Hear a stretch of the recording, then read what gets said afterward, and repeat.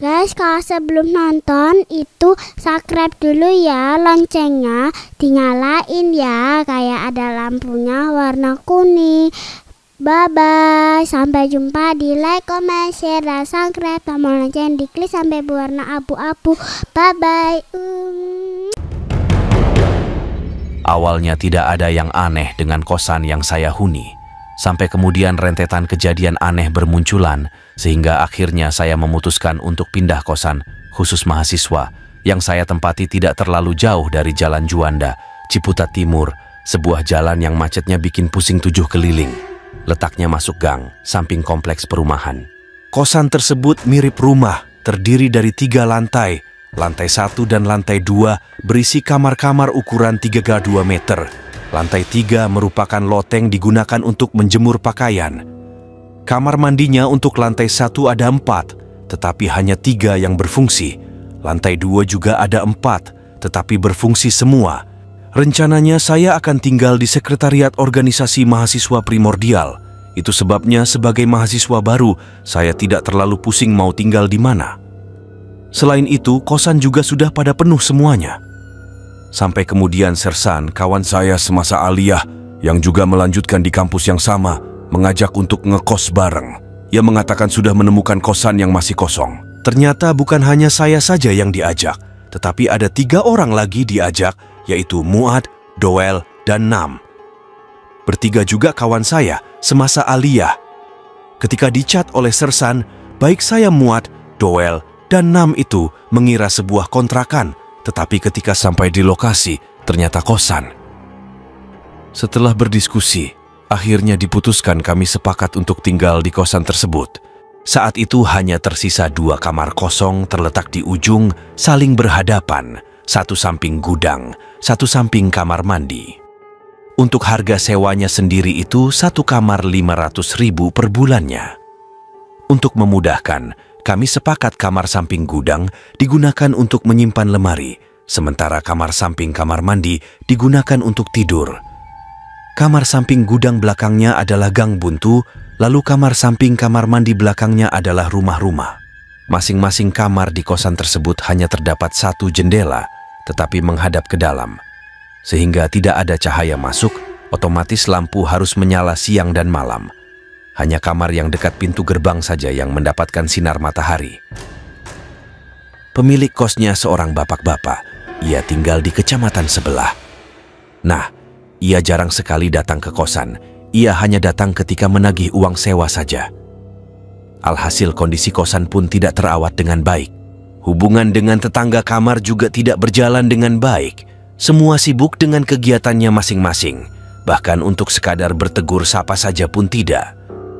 Ketika saya memutuskan untuk pindah pun, tetangga kamar pun tidak ada yang menanyakan. Padahal mereka melihat saya memindahkan barang-barang. Sersan yang awal mula mengajak untuk ngekos di tempat tersebut hanya bertahan selama 1 bulan. Ia memutuskan untuk laju, bolak-balik, Jakarta Pusat Ciputat. Sementara Doel dan Nam bertahan sampai semester 1 selesai, mereka memutuskan untuk pindah. Sehingga hanya tersisa saya dan Muad. Kami menempati kamar samping gudang. Baru beberapa minggu semester 2 berjalan, datanglah pandemi COVID-19, perkuliahan pun dilakukan secara online, dan kami pun kembali ke daerah asal.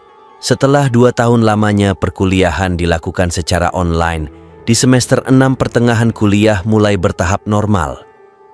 Saya pun kembali ke Ciputat, berhubung bingung mau tinggal di mana, saya memutuskan untuk kembali ke kosan lama, di kamar samping gudang sendirian, tetapi untungnya laki senior saya, sekaligus murid saya dalam menulis, sering menginap di kosan saya. Kesan setelah sekian lama tidak ditempati, dari segi bangunan fisik memang tidak ada yang berubah, tetapi suasananya benar-benar tidak nyaman, kamar terasa pengap, kepala pusing, sering tercium bau anyir, begitu juga dengan kamar mandi.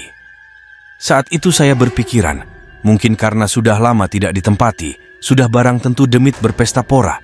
2 minggu saya berada di kosan tersebut. Saya sakit, perut samping kanan melilit. Semalaman saya tidak bisa tidur, makanan pun tidak bisa masuk. Keesokan harinya saya minta diantarkan oleh laki ke klinik. Setelah diperiksa ternyata normal, tidak ada apa-apa.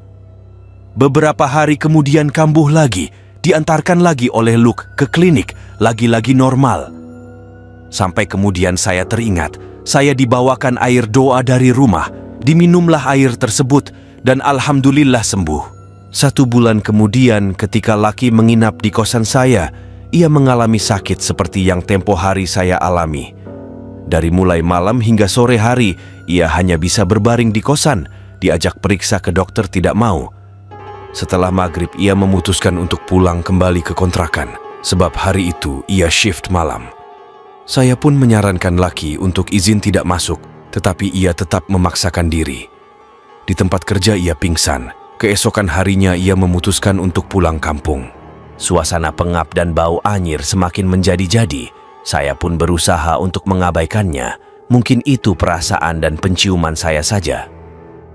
Sampai kemudian ketika saya hendak tidur, di atas lemari duduk sosok wanita, rambutnya terurai panjang, berbaju putih.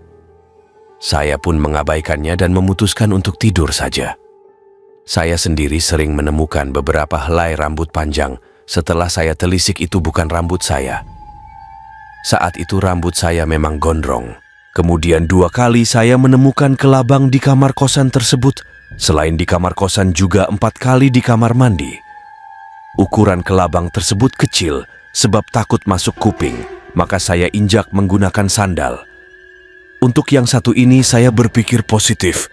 Mungkin karena faktor kelembaban ruangan membuat hewan semacam itu betah. Belakang kamar kosan tersebut kan gang, tetapi buntu. Setelah kejadian Kunti di atas lemari, setiap jam 2 dini hari dari gang tersebut terdapat suara gemerisik besi. Awalnya saya mengabaikannya, tetapi malah setiap hari makin kencang. Pagi harinya saya tengok gang buntu tersebut, ternyata persis menempel dinding kamar kosan saya terdapat keranda besi. Keranda tersebut ternyata milik masjid yang tidak jauh dari kosan. Keesokan harinya dari speaker masjid, terdengar pengumuman ada warga yang meninggal, keranda pun dikeluarkan dari gang. Ketika keranda tersebut dikembalikan ke tempat semula, suara berisik kembali terdengar lagi. Ingatan saya melayang pada keranda di desa saya. Dulu keranda di desa saya, ketika ada yang meninggal akan memberikan pertanda berupa suara berisik pada hari dan jam tertentu. Suara berisik keranda tersebut berhenti tatkala diganti dengan yang baru. Kosan tersebut pada akhirnya jarang saya tempati. Saya pun jadi sering pulang ke kontrakan paman di Tanjung Priok atau bapak di Kemayoran. Sampai kemudian pada suatu sore sehabis dari kampus, saya masuk kamar, tiba-tiba saya terbanting, tangan saya dipelintir ke belakang. Kemudian saya mengatakan, sambil menahan rasa sakit, alam kita itu berbeda, kok malah mengganggu. Air doa dari rumah yang saya bawa, lalu saya usapkan pada tangan, rasa sakit pun mereda. Setelah saya teliti, ternyata terlihat bekas cengkeraman. Saya pun berusaha untuk tetap tenang. Malam esok harinya, setelah kejadian saya terbanting, saya bermimpi. Dalam bermimpi tersebut saya diajak ke masjid oleh seorang pria. Dari bentuk wajahnya mirip Mbah Khair, adiknya Babah. Sementara mata, hidung, mulut mirip Babah. Ketika berjalan, sarungnya dicincing, diangkat menggunakan tangan pada salah satu ujung. Dalam perjalanan menuju masjid tersebut, saya diberikan wejangan, lebih baik pindah, ia mengatakan, tetapi dalam bahasa Jawa, mungkin untuk saat ini kalau pindah kosan sulit ya. Lebih baik ke Tanjung Priok dulu untuk sementara waktu. Ketika saya hendak mengangkat kaki ke lantai masjid, saya dicegah oleh kakek buyut. Sudah sampai sini saja. Saya pun terbangun dari tidur. Saya pun menceritakan mimpi tersebut kepada ibu. Ia mengatakan kalau ciri-cirinya demikian, berarti itu kakek buyut kita. Ada 3 asumsi perihal perempuan berambut panjang, berbaju putih, bisa dikatakan kuntilanak. Pertama, kuntilanak tersebut benar-benar entitas makhluk halus dari sebuah tempat. Berhubung menemukan tempat kosong yaitu kosan saya, akhirnya ia memutuskan pindah ke kosan tersebut. Kedua, kuntilanak tersebut merupakan kiriman seseorang, sebab beberapa tahun yang lalu keluarga saya juga sempat diteror oleh sosok kuntilanak. Setelah diselidiki, ternyata hantu tersebut merupakan kiriman dari seseorang yang tidak suka dengan keluarga saya.